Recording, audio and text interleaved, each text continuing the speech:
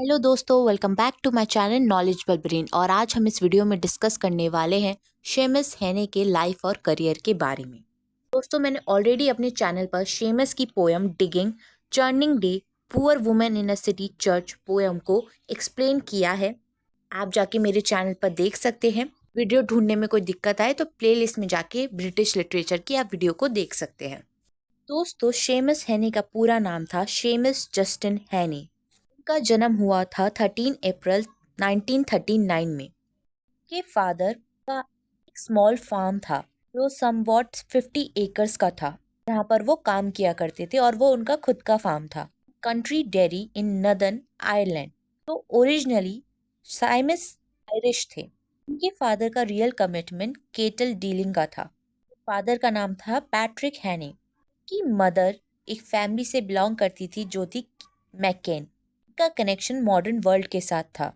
Mother के uncle और बाकी सारे रिलेटिव लोकल लीनियन मिल में काम किया करते थे। बट अपनी लाइफ में कमेंट करते हैं कि उनकी पेरेंटेज आयरलैंड के केटल हर्डिंग और गेलिक पास्ट और अल्स्टर के इंडस्ट्रियल रिवॉल्यूशन का एक मेल है। मतलब उनके जो फादर है वो एक रूरल बैकग्राउंड से आते हैं और उनकी जो मदर है वो एक मॉडर्न वर्ल्ड से बिलोंग करती हैं।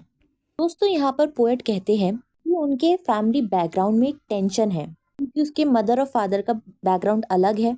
इसकी वजह से एक और इनर टेंशन जो है वो भी जुड़ी हुई है। ये चीज़ उन्हें उनके मदर फादर से इनहेरिट हुई है। कहते हैं कि ये जो टेंशन है शब्द और शांति के बीच की एक टेंशन है। कहते हैं कि उनके फादर आसानी से अपनी बात को बोल पाते थे, वहीं पे सेमस ऐसा नहीं कर पाते थे। इसकी वजह से उनके अंदर एक आत्म संघर्ष पैदा हुआ। इसका यूज़ उन्होंने पोएट्री लिखने में किया। सेंट कोलंबस कॉलेज में सेमस ने लैटिन और आयरिश की पढ़ाई की थी, साथ ही साथ एंग्लो सेक्सन की, जो कि ओल्ड इंग्लिश होती है। उन्होंने ये पढ़ाई की थी क्वींस यूनिवर्सिटी बेलफास्ट से।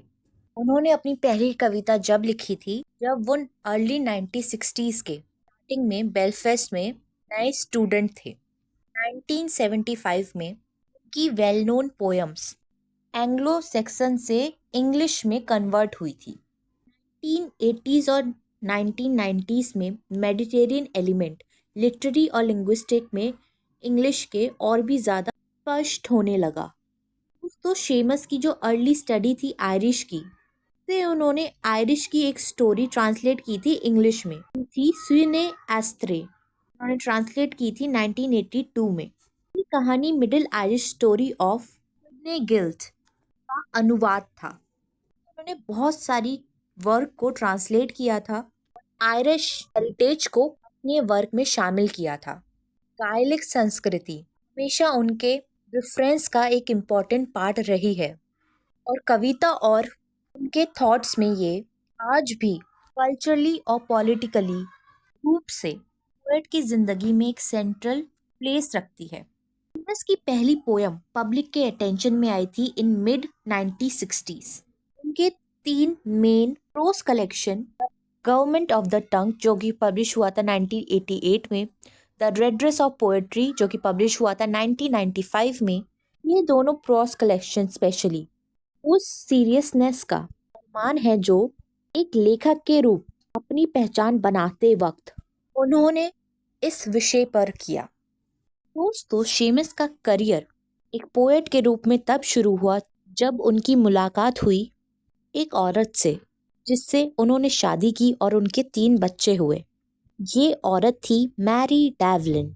अपने पति की तरह वो भी एक लार्ज फैमिली से बिलोंग करती थी जिसमें कई लोग राइटर्स और आर्टिस्ट थे। वो खुद भी एक पोएट थी जिन्होंने ओवर 9 वेव्स बुक लिखी थी इन 1994 जो कि classic Irish myth and legends का कलेक्शन थी। दोस्तों, सेमस ने 1970 और 1971 में एक बहुत ही स्वतंत्र इंडिपेंडेंट साल विदेश में बिताया था जब वो as a visiting lecturer Berkeley campus of university of California में आए थे अपना एक लेक्चर देने। वापस आइलैंड लौटने के बाद उन्होंने अपना लेक्चरशिप क्वींस यूनिवर्सिटी से हटा लिया था, मतलब रिज़ाइन कर दिया था उन्होंने, और काउंटी विकलो के एक कॉटेज में बस गए थे। अब वो फुल टाइम एक पोएट थे और एक फ्रीलांस राइटर थे। कुछ सालों बाद उनका परिवार डबलिन में शिफ्ट हो गया। उसके बाद उन्होंने एज ए लेक्चरर हैरिसफोर्ड कॉलेज में काम किया, जो एक टीचर ट्रेनिंग कॉलेज था। यहाँ वो इंग्लिश डिपार्टमेंट के हेड के तौर पर काम किया करते थे। तब तक उनका कोई भी अरेंजमेंट नहीं बना था हार्वर्ड यूनिवर्सिटी के साथ। दोस्तों 1984 में Heaney royal assistant professor of rhetoric and oratory, एक बहुत बड़ी पोस्ट होती है यूनिवर्सिटी में, वो उन्हें मिल गई थी। 1989 में 5 सालों के लिए वो इलेक्टेड हुए थे as a professor of poetry at Oxford university. दोस्तों अपने करियर के दौरान उन्होंने हमेशा आर्टिस्टिक और एजुकेशनल कॉजेस में अपना कंट्रीब्यूशन दिया है, दोनों आयरलैंड में भी और अब्रॉड में भी। जब वो एक यंग लेक्चरर थे क्वींस यूनिवर्सिटी में, उन्होंने जो राइजिंग जनरेशन थी पोएट्री में इंटरेस्टेड थी, उन लोगों के लिए उन्होंने पोएट्री पैम्पलेट पब्लिश करे थे। और इसके अलावा उन्होंने एक पोएट्री वर्कशॉप भी अरेंज करी थी बाय इंग्लिश पोएट फिलिप। लेकिन फिलिप ने बेलफास्ट छोड़ दिया था इन 1966। इसके अलावा हेने 5 साल तक रिपब्लिक ऑफ आयरलैंड के आर्ट काउंसिल में भी थे फ्रॉम ईयर 1973 टू 78। इन वर्षों में उन्होंने एज अ जज एक्ट किया था, मतलब कि जितने भी पोएट्री कंपटीशन होते थे वहाँ पे वो जज बना करते थे और साथ ही साथ लेक्चर्स भी दिया करते थे। इसके अलावा उन्होंने इस्टेब्लिश करी थी एक special relationship with annual W B. Yeats international summer school in Sligo के साथ।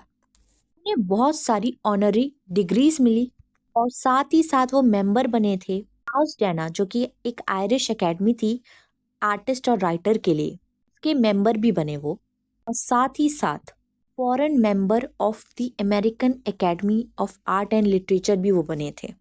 1995 में उन्हें नोबेल प्राइज मिला था लिटरेचर में, और 1996 में उन्हें फ्रेंच मिनिस्ट्री ऑफ कल्चर ने पोस्ट दी थी मांड्रो की in order the arts and letters, जबकि the order of the arts and letter, जो कि एक फ्रेंच मिनिस्ट्री ऑफ कल्चर का इम्पॉर्टेंट डिपार्टमेंट था, उसमें उन्हें पोस्ट मिली थी।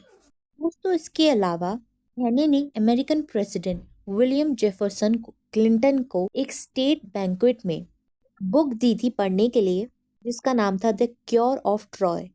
इसके अलावा उन्होंने एक थिएटर कंपनी ज्वाइन की थी जिसका नाम था फील्ड डे थिएटर कंपनी। उन्होंने अपना work death of naturalist publish किया था 1966 में। इसके अलावा उन्हें 2006 में टी.एस. एलियट प्राइज भी मिला था।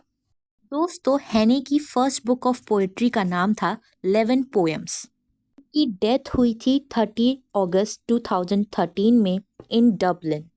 दोस्तों आई होप आपको ये वीडियो समझ में आ गई हो, और वीडियोस देखने के लिए हमारे चैनल को लाइक करें, शेयर करें और सब्सक्राइब करना ना भूलें। और इसके अलावा अगर आपको 20th सेंचुरी की ब्रिटिश लिटरेचर में पोएट्री और ड्रामा को समझना है तो आप मेरे चैनल पर जाकर प्लेलिस्ट में जाके स्पेशली सारी वीडियोस को देख सकते हैं। मैंने ऑलरेडी इस पे सारी वीडियोस बना रखी है। आज के लिए बस इतना ही। Thank you for watching this video.